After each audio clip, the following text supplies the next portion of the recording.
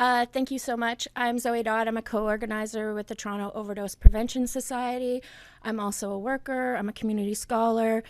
I've worked in harm reduction, working with people who use drugs for over 20 years. I'm an expert in substance use and harm reduction, having done my master's degree in involuntary treatment and the programs people were forced into. One person dies every 2.5 hours from the toxic drug supply in Ontario. Since Ford took office, 21,000 people have died. We went from 2 people dying a day to 9. Evidence-based treatment exists in supervised consumption services. They are already hubs with wraparound services, and we cannot remove these lifelines. They should be expanded and funded with more resources.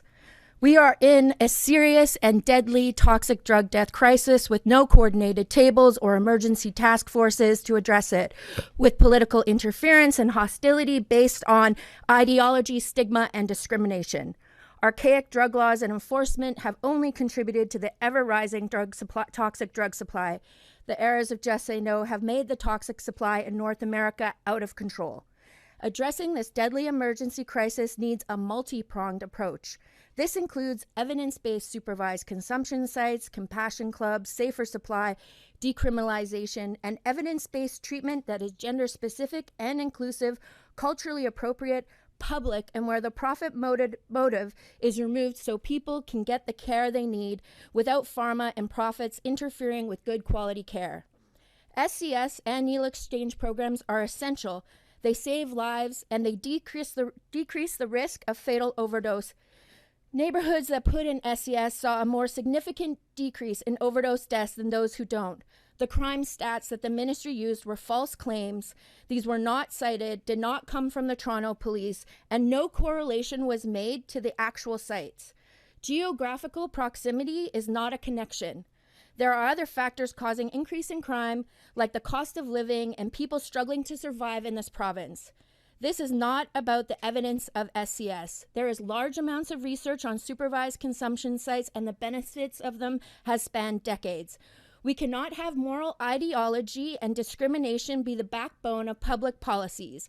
A few vocal critics who will not be satisfied until they are closed, knowing full well people will die as a result, should not be setting policies in this province. The government is creating a false dichotomy between evidence-based treatment and evidence-based harm reduction. One of the comprehensive responses to the drug death crisis have been supervised consumption services. We need to expand them, we need to fund them, and we need to expand them to include inhalation. The majority of people dying from the toxic drug supply are dying at home alone, and they are inhaling their drugs. We need to scale up our interventions to save lives. People who use drugs, who use supervised consumption sites, are one population of people from all different socioeconomic backgrounds who shouldn't have to die. People who use drugs have value and deserve safety too. There is nothing more unsafe than the risk of death. At the same time as they move to shut SES, they're expanding alcohol in stores and gas stations at the cost of $225 million, associated with Ford's move to introduce alcohol in convenience stores early. More than enough to run 10 SES for 15 years. Approximate estimate at $1.5 million per year. For example, Sudbury ran at $1.5 million and Timmins at $1 million. Closing sites will also have anticipated pressure to EMS and emergency rooms and strain on services. We already have had emergency departments in this province close, and there are days that paramedics in Toronto cannot get out to all emergency calls. Waiting 25 minutes for an ambulance to arrive in a toxic drug poisoning overdose call would be too late. People are suffering from brain injuries at high rates from lack of oxygen, and their brains during overdose are affected because it's a respiratory emergency. We have been here. In 2018, when the Ford government took office, he quickly stated he wanted to close supervised consumption and overdose prevention sites. He canceled the Provincial Overdose Emergency Task Force, which was made up of experts working together from across the province, and he defunded 3 sites in Toronto, 2 of which his government say need to now close, despite operating without provincial funding. Deaths rose from 2 people dying a day to 9. He has not invested properly in drug treatment programs, a system that needs a complete overhaul and evaluation. That system fails people every day.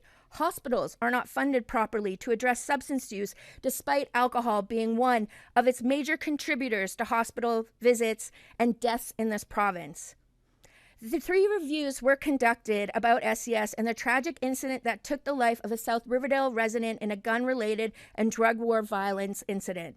These reports were quietly released the day of the announcement to close sites. They were linked at the bottom of the Ministry of Health website. Nowhere in these reports do they recommend moving the sites, closing sites down, changing them to non-evidence-based abstinence models like the ones being proposed by Sylvia Jones. Last year alone, 3,812 people died in Ontario from the toxic drug supply. When we set up the first overdose prevention site in the province demanding a response to the mounting deaths, 867 people had died in 2016. In 2008, when we came here to Queen's Park, when we, the Toronto Overdose Prevention Society, put 1,287 crosses on the lawns of Queen's Park, we were letting them know that their cuts would kill, that many people had died in 2017. And if we were to come back here again and put crosses on the lawn of Queen's Park again, it would be almost 4,000 crosses. The sites have been saving lives. We have never fully dealt with the toxic drug supply or expanded services to address how people are using, like implementing inhalation in sites. And this government has failed Ontarians by not investing in the same system he wants people to voluntarily access when they can't even get into it. We all don't have $40,000 like his family. More detoxes does not solve a toxic drug death crisis. You cannot treat your way out of it. And more slogans does not save lives like bring our loved ones home. Many of us have already buried our loved ones, something I don't wish on anyone across the province, regardless of political party affiliations. Our loved ones have died. This government needs to walk back this deadly announcement and stop playing political football with people's lives. These cuts will kill. Thank you.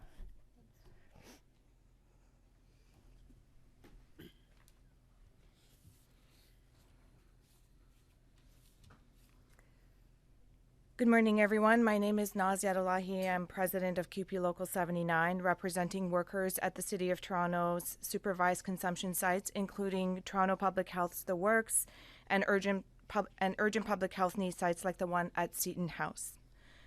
Today, I'm here to address a matter of life and death, literally. The Ford government's new policy on supervised consumption sites is being framed as a move to protect our children and ensure community safety. But let's be clear, this policy is not about safety. It's a calculated attempt to shut these critical sites down, which it is effectively doing. City of Toronto workers at these sites are devastated. They see firsthand the lives they save every day, the people they help, the harm they prevent. With this new policy, thousands of people in Toronto will die because of this decision. Drug users have always existed. They are people in our communities, they are our relatives, they are our friends, they are our neighbors, and they will continue to exist. The difference now is that without safe consumption sites, they will be forced into the shadows. This will lead to more needles on our streets, in our transit systems, in our parks, and yes, in the very same playgrounds that we're trying to save. Premier Ford thinks that replacing these sites with better treatment programs will somehow make things better. But let's remember, public health isn't just about treatment, it is about prevention. The science is clear. People are not going to stop using drugs simply because these sites are closed. What will happen is that they will use drugs in public spaces, putting themselves and others at greater risk. This policy will lead to an increase in ambulance calls, further strain on our public healthcare system, and longer wait times in an already overburdened emergency rooms. The ripple effects of this decision will be felt across the city, and the damage will be deep and long-lasting. To the Ford government, I say this: we see what you are doing. We will not be silent. To the people of Toronto, I urge you to stand with us, to stand with the workers who are on the front lines every day, and to stand with those whose lives are at risk because of this reckless and dangerous policy. Thank you.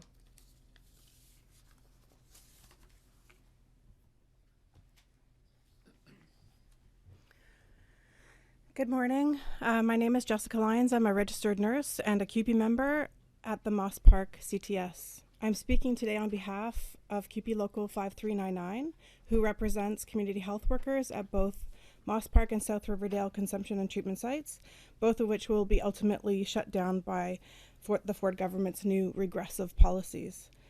I want to start by giving some insight into the transformative work that happens at Moss Park CTS where I work. In 2023, Moss Park workers reversed 517 potentially fatal overdoses, with recent monthly supervised visits of over 1,000. And we do so much more. The nursing team at Moss Park, for example, provided 116 unique individuals with primary care, including 532 instances of wound care. CTS workers connect people to this primary care. We provide vaccines, we perform testing and connection to treatment for HIV and hepatitis C. We refer and provide mental health supports. We run trauma-informed arts and writing programs. We feed people. We provide appointment reminders and accompaniments. We help people set up bank accounts. We celebrate every birthday. We help people tell their stories. We help families reconnect with their loved ones. We offer a space for people to be without judgment or shaming, to access the support and health care that everyone deserves. We are already doing the work that these supposed heart hubs are proposing, and we need more support and more funding to do our incredible work more expansively.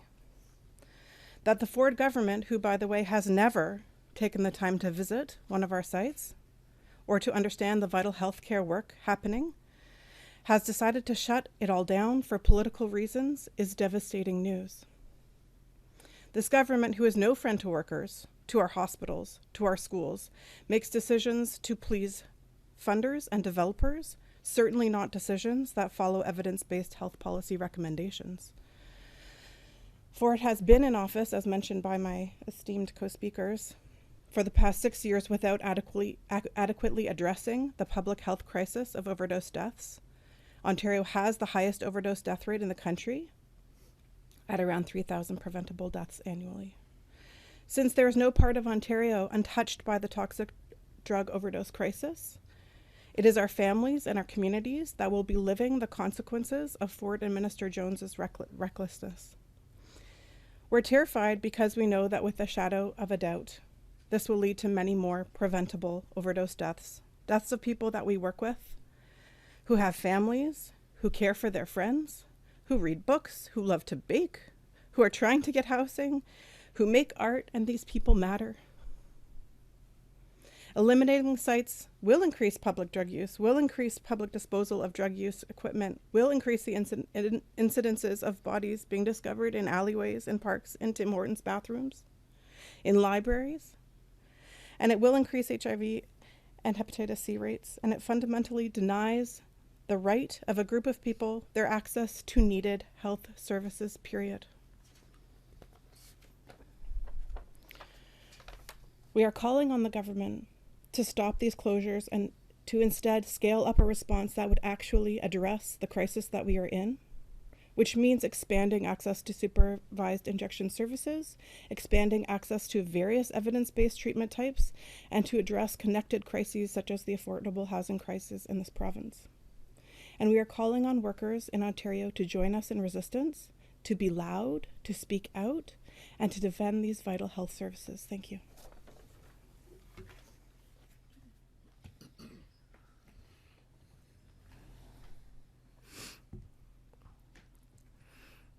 Good morning. My name is Lorraine Lam, and I'm an outreach worker in the Downtown East. I also run a drop-in and currently also work with incarcerated youth under 30.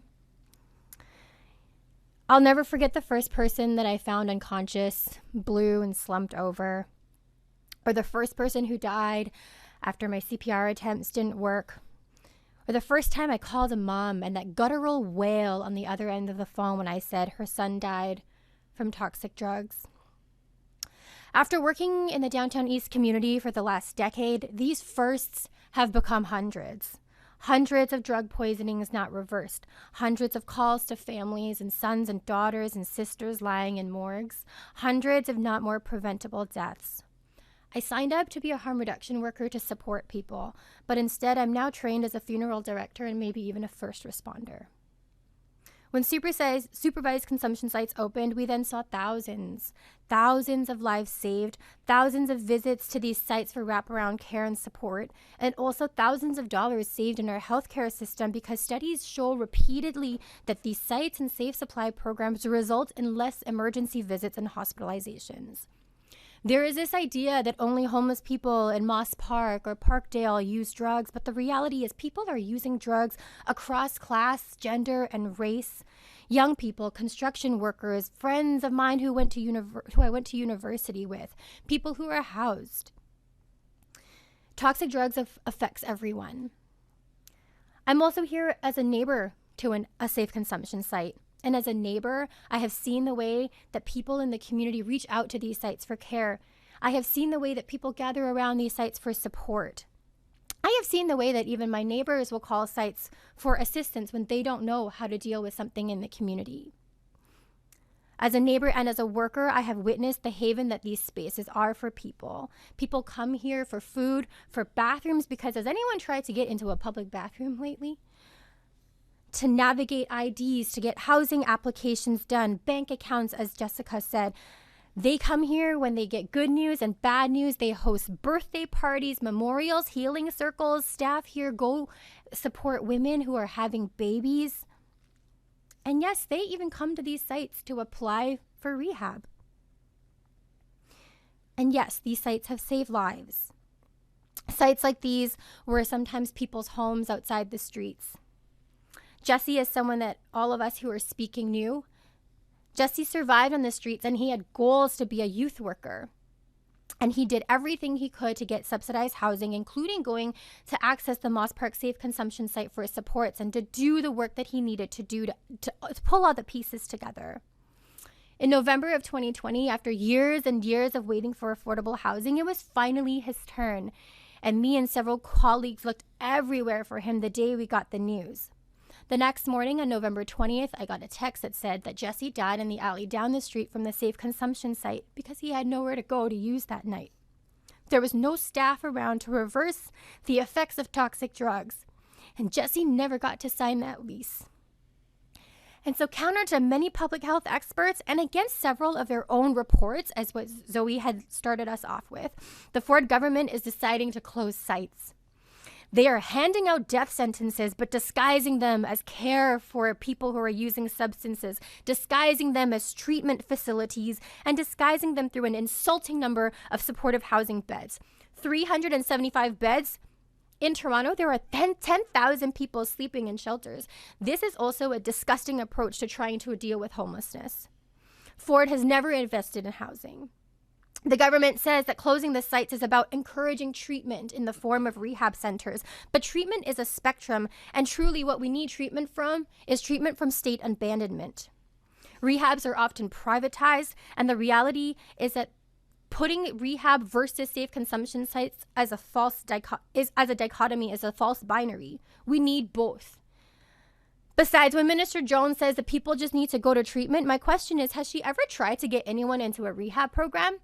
Because the wait list right now is months and months. And so what is one supposed to do in the meantime? Ford's cuts to safe consumption sites does not address what happens when toxic drugs are still reality. And we have piles of evidence that shows that abstinence-based programs have very low success rates and often require multiple tries and have many barriers. The Ford government says that these closures are about the safety of children or about schools, but if that's the case, they could just move the sites. But no, their recent announcement actually prevents new sites from opening.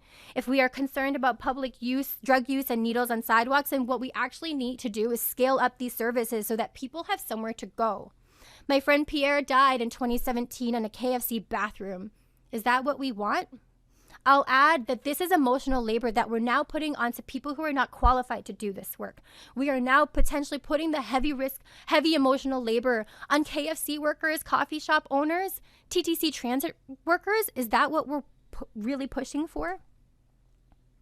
In the same way that removing tents from parks does not erase homelessness, closing SES sites does not mean that drug use just stops. Substance use will still be here, and now people will have nowhere to go. And so, yes, people might end up using in your building's laneway or in the public parks and even on transit. Safe consumption site closures lead to preventable deaths in our communities. And is good public health policy not about keeping people alive? When a forest fire ravages through a community, we don't take away firefighters. When someone is drowning, we wouldn't tell the lifeguard to come off duty. And here we are, closing the same things that keep people alive. Closing these sites is a deflection of responsibility without addressing the decades of cuts to housing, mental health, and social services that affect everybody. The Ford government have had the last number of years to invest in actual solutions. Instead, they are playing with people's lives through politics. We cannot abandon people in these communities, and I strongly urge the Ford government to walk back their decision. And I strongly urge anybody who's listening to this, whether you are a worker or somebody living around the neighborhood, anybody who just cares about good public health and people, to strongly, strongly advocate for the opening of more safe consumption sites. Thank you.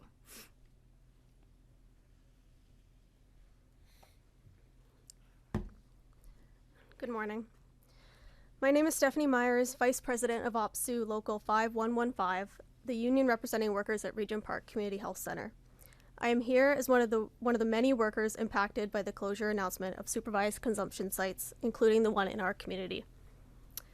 I wonder if Doug Ford has seen an overdose, what it looks like. I wonder if he's seen a dead body that's overdosed, because I have, and many of the workers I work with have. I have worked in multiple supervised consumption sites in Toronto over the past 5 years, and I can attest to the life-saving care that these services provide. Not only do workers directly respond to and reverse overdoses, but we also connect service users to many different supports in our sector, including primary care and social work support. Supervised consumption sites provide a first point of care for many who need a place to manage their substance use safely with the support of empathetic and non-judgmental workers.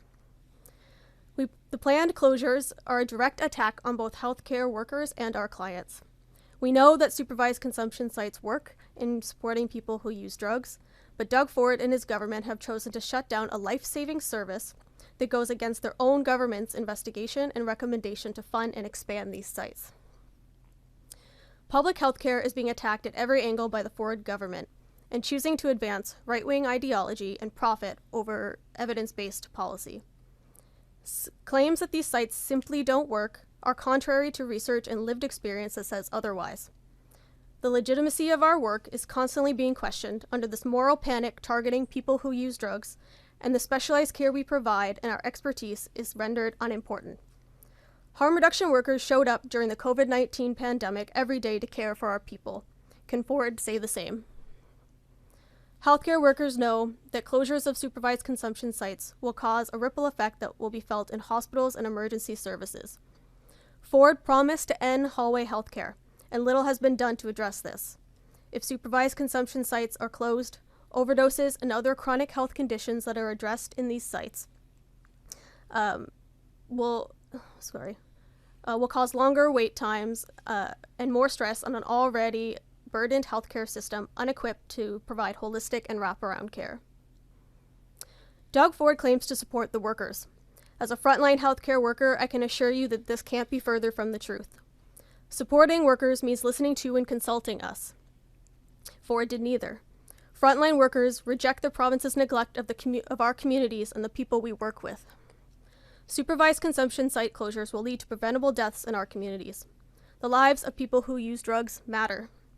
The provincial decision to close these services is a death sentence, as the unregulated drug supply becomes even more toxic.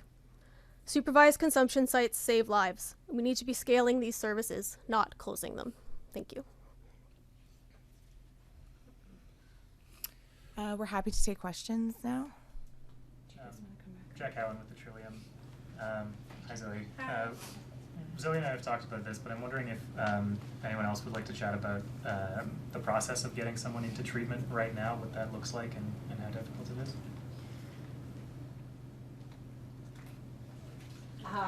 Just if you can go to the mic. Oh, yeah. Sorry. Oh, I'm so sorry. Sorry, take your time also. Don't be sorry, we understand. Yes, thank you. Take your time.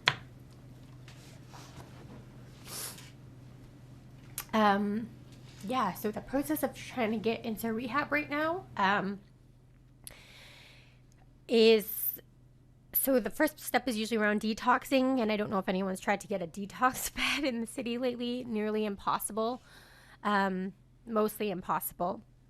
The last person that I supported trying to get into treatment, we had to fill out an application, so the person had to be in a decent headspace to fill out pages and pages of information, from very surface level particulars to, hey, what's your lots of deep history, and then it's the waiting game. It's we were told to call back every week or every couple weeks to see where they were on the waiting list, and to just keep calling and calling. And then after months, if your turn is finally up, they ask you, okay, you have to be a certain amount of time detox before you can come to treatment. And so then the process of trying to detox is also another barrier. The wait list for even the CAMH medical detox right now is also quite long. How long is it? 8 weeks. 8 weeks. There's also stipulations in different sites in terms of, okay, you can't smoke, and I don't know what people are supposed to do. Detoxing from drugs is one of the hardest things that people have to do, and there's no supports. You're taking people away. And so when you finally get to the point of being able to get to treatment after jumping all of these hoops, I'll be honest, I haven't worked with anybody that has actually been able to get into a rehab center their first try. Most people end up waiting years and years before they finally are able to get all the pieces together because of the barriers that are implemented. You also can't go to some of the treatment centers if you have complex health needs, if you're a polysubstance user.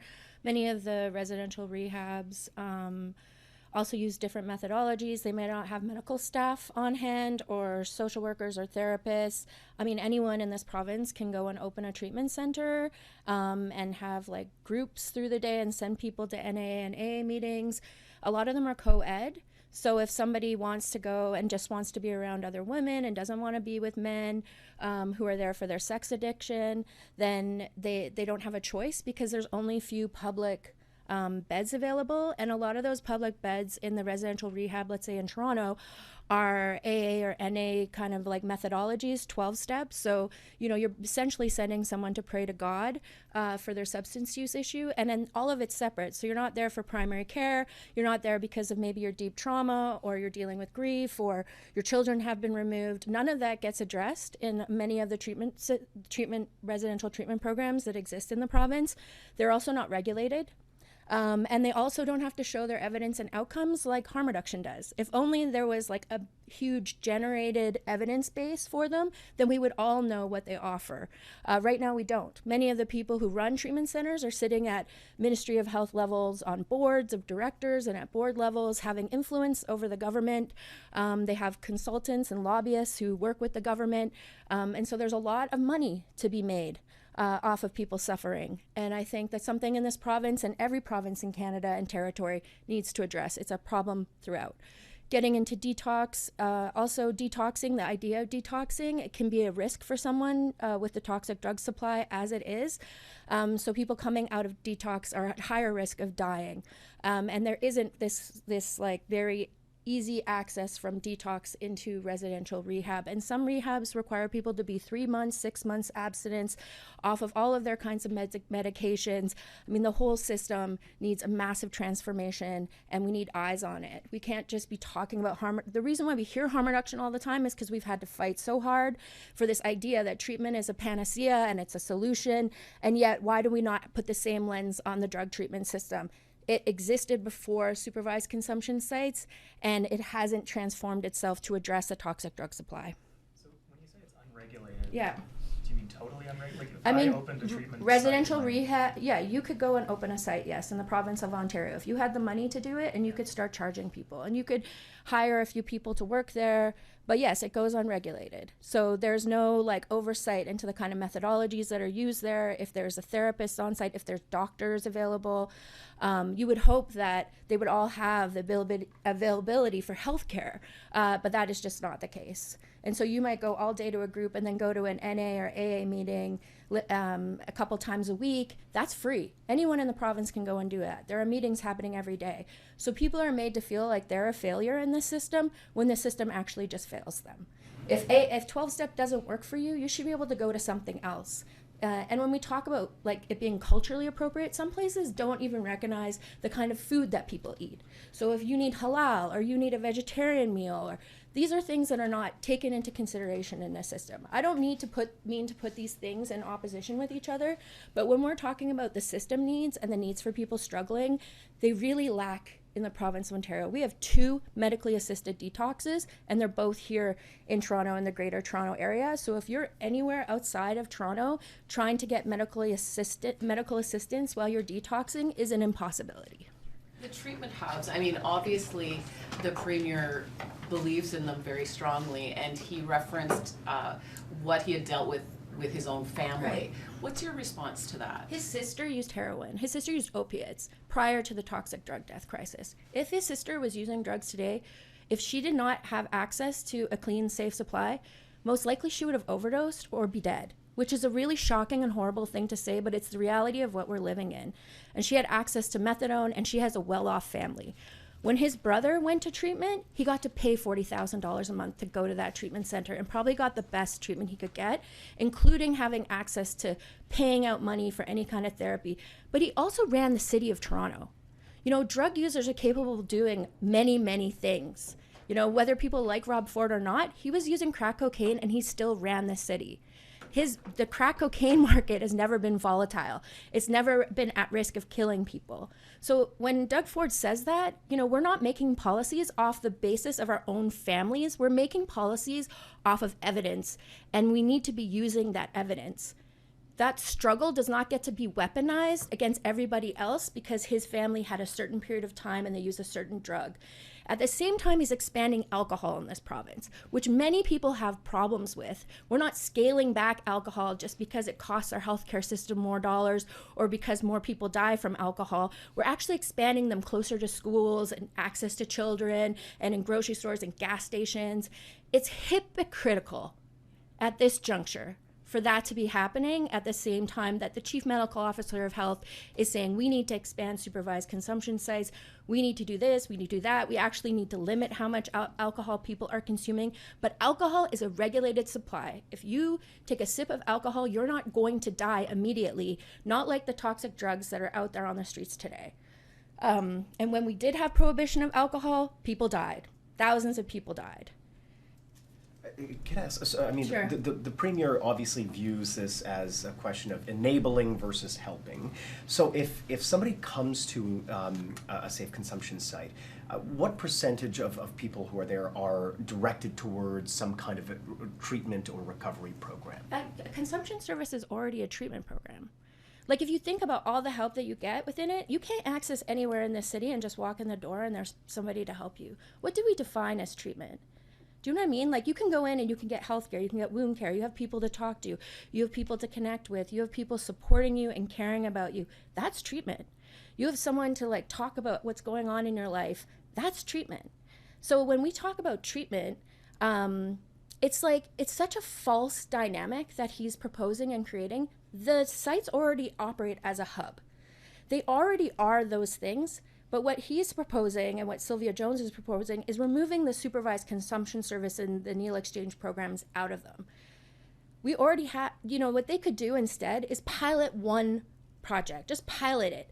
Collect all the evidence, show all the outcomes, show the efficacy, see if it reduces deaths and connects people to care.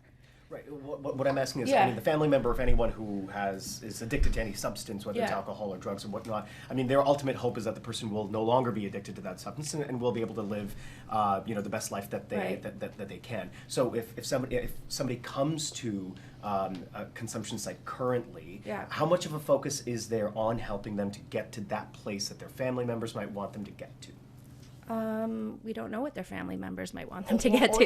even them. I mean, But I mean, clearly I you mean, I guys are in think the the business idea of- wait, hang on. Clearly, yeah. you guys are in the business of helping them Yeah. towards recovery, and not just necessarily helping with, facilitating the actual act of ingesting whatever substance. Right. Right. So what I'm asking is, how much of a focus is there in the supervised consumption sites currently to get them to the place where Yeah, I think we would all like Yeah, to be? I think Jess should answer this, but I just want to say, imagine we put the same lens on alcohol. Imagine we talked about alcohol in the same way. Your family member doesn't want you to use alcohol anymore. Okay, let's all close bars then. Your family you don't want to be enabled. Okay, then why are we expanding alcohol? We have so many bars, we have places people can get alcohol. If we put the same lens on alcohol as we did illicit drugs, we would be having different conversations. This idea that you will just stop, like what person in a family has someone who's dependent on alcohol just stops overnight and is always being pushed to recovery? No, we've got bars down the street for them to go and consume safely. We have alcohol that's regulated for their consumption safely. We have never dealt with the toxic drug death crisis, the toxic drugs. So this question of us moving people, people ask, and we do what people ask us to do. If they want support in that direction, we help them. And ultimately, people make changes on their own. The majority of people who use drugs actually just stop using drugs on their own. That's what evidence shows us. That only 10% of people who use drugs have a dependency on drugs. That's what evidence shows us. What we're hearing is a conflation of what people's needs are and what we're doing as work. We're enabling people to live, not die. We're also enabling people to come to a space where they feel seen, understood, appreciated, a place where people can make a contribution to a community. And I think that that's a huge piece that I would really appreciate it if Doug Ford came and could actually understand our work.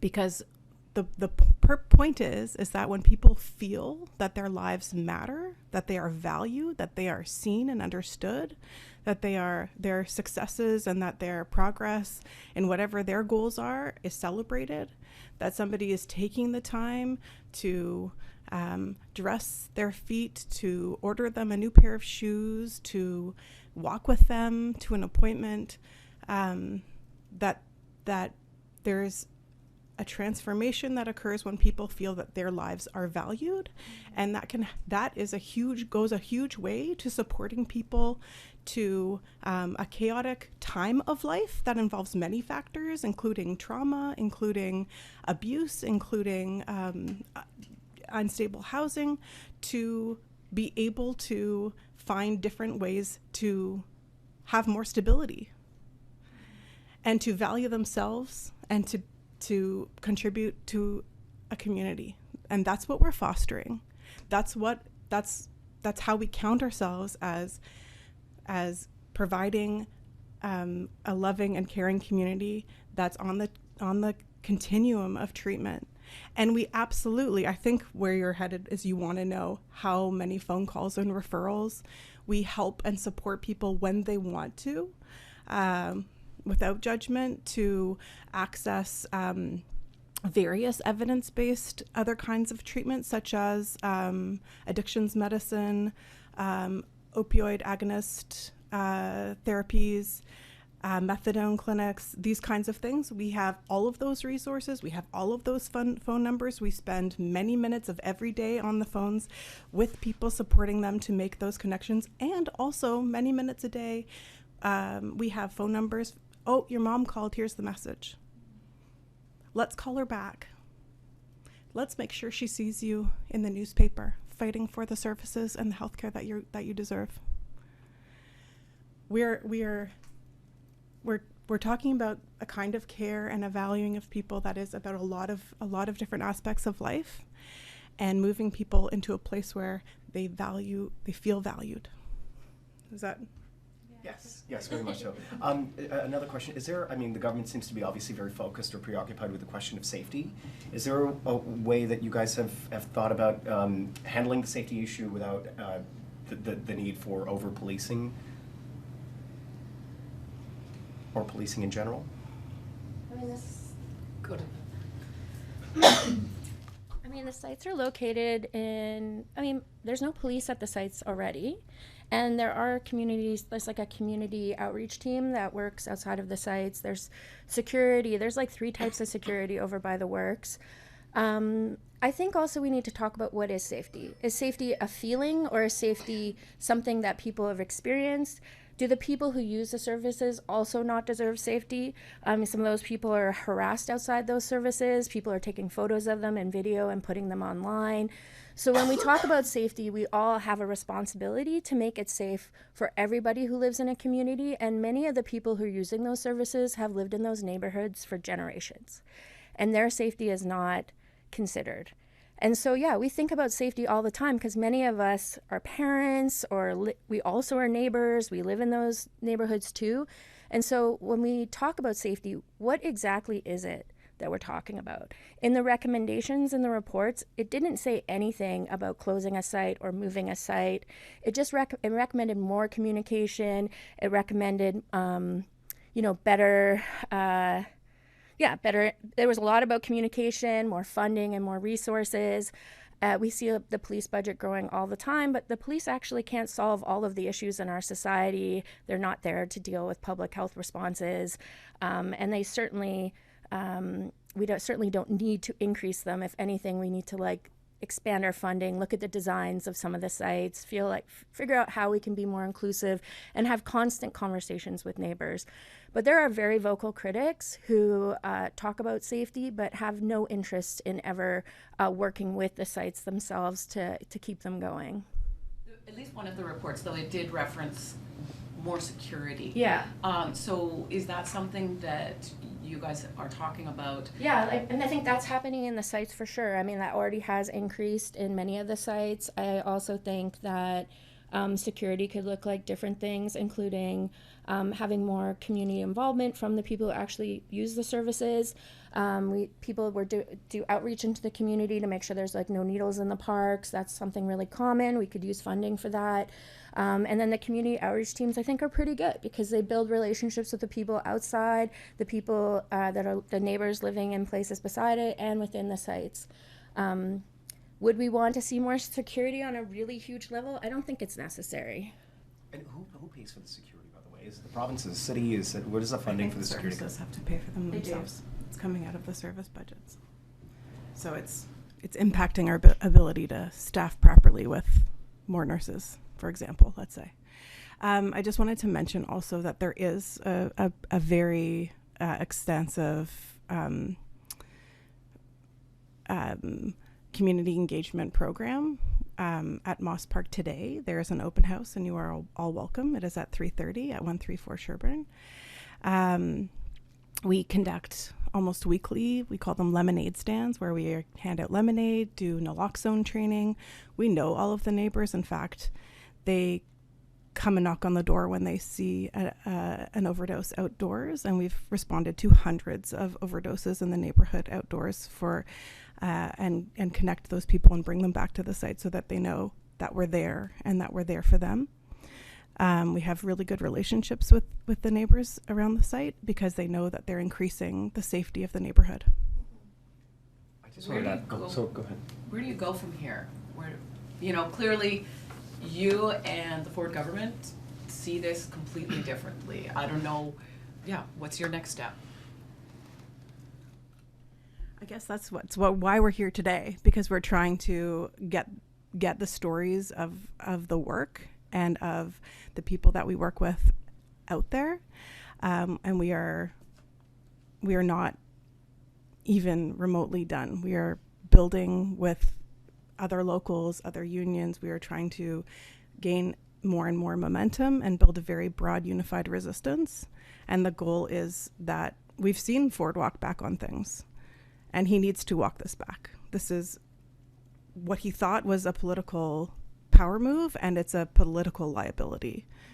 And it's also completely wrong-headed and disgusting, but it's also a political liability, and we need to show that. I'm wondering for... Sorry, just to add to that, I think what you'll see in the weeks to come is a mass mobilization of folks who feel strongly that these sites need to continue and that shutting them down is a matter of life and death. So I think you could anticipate some more of some of the things that you're seeing today, but more action around this stuff too. For those of you working at sites that are slated to close, would you work at a heart hub? Never. Can you go to the mic and explain why not? I would never work at a heart hub. I don't believe in the abstinence model as the only model in which we need to operate. I believe that people use drugs on a continuum and on a spectrum. I believe strongly in harm reduction as I've seen it reduce HIV and Hep C. I've seen the benefits of it in people's lives. I've seen how people's lives have changed dramatically. This already is, the site's already, okay, look, 2018, Christine Elliott and Doug Ford wanted to close the sites. Then they had to walk it back, and they rebranded them as consumption and treatment services with the expectation that we would do that kind of work within them, which is what the Heart Hub is. Those will still be located next to childcare centers and schools. People who use drugs, who people don't want to be accessing these services or want them in their neighborhoods, will still be in your neighborhoods. And the work is already being done. Would I work at an abstinence-based model? Show me the evidence that it works to stop a toxic drug death crisis, and I would take it into consideration. At this point in time, there is no evidence to show that it would reduce mortality or reduce risk of death, and so no, I wouldn't. I wouldn't abandon people to die. Just the simple premise that the heart hubs are forbidden to circulate clean supplies from a public health perspective and just a straight up healthcare perspective. I mean, it's a clue that it makes zero sense and that it's coming from an approach that is all about stigmatization. I have a question on another issue, so we're cool? Mm-hmm. There are, I think, two of you who spoke who are with CUPE. Have your locals decided anything on Fred Hahn? Is this being talked about? And your response to the other locals that have come out quite strongly against him? I'll just speak as a member of CUPE just to say that I fully support Fred Hahn. Fred Hahn supported supervised consumption sites in this province and the workers. And if it wasn't for Fred Hahn and CUPE Ontario, supervised consumption sites in this province may have not expanded in the way they did, and they may not have expanded to save lives. The support we got from CUPE Ontario was extremely vital when we ran the supervised consumption site illegally in Moss Park. I also support Fred Hahn because I don't support the deaths and mass murder of individuals, which is the same as supervised consumption services. I don't think he is wrong in supporting Palestine. And I say that as someone in a local. I fully support him. He goes out all the time for marginalized people. And as a worker, that's what I want to see in a union leader. Nas, as the head of Local 79, do you want to weigh in? I think Zoe has said what needed to be said, and I would just say that we're also here to talk about safe consumption sites. I think any questions around what's happening at CUPE Ontario should probably be directed to the national officers and CUPE Ontario. I think this is a distraction from what we're here to talk about. And in terms of Fred's involvement in prioritizing safe consumption sites, I think Zoe has already spoken to that. I mean, to be fair, you've been speaking for an hour, right? So it's not a distraction. It's a question from a We're journalist. just here to talk about safe consumption sites. Right, but Thank you. we're just wrapping asking. up now. Yeah, we're wrapping So up. you guys are shutting it down when we have a question to ask about something different. Just But wanted to safe get this. consumption sites, Yeah. we're happy to Right, but answer. we're also asking about your role in CUPE and how you feel about the leadership of You can CUPE. communicate with the local, and we're happy to talk to you about that. Thank you very much for coming out. Yeah, thank you for your question.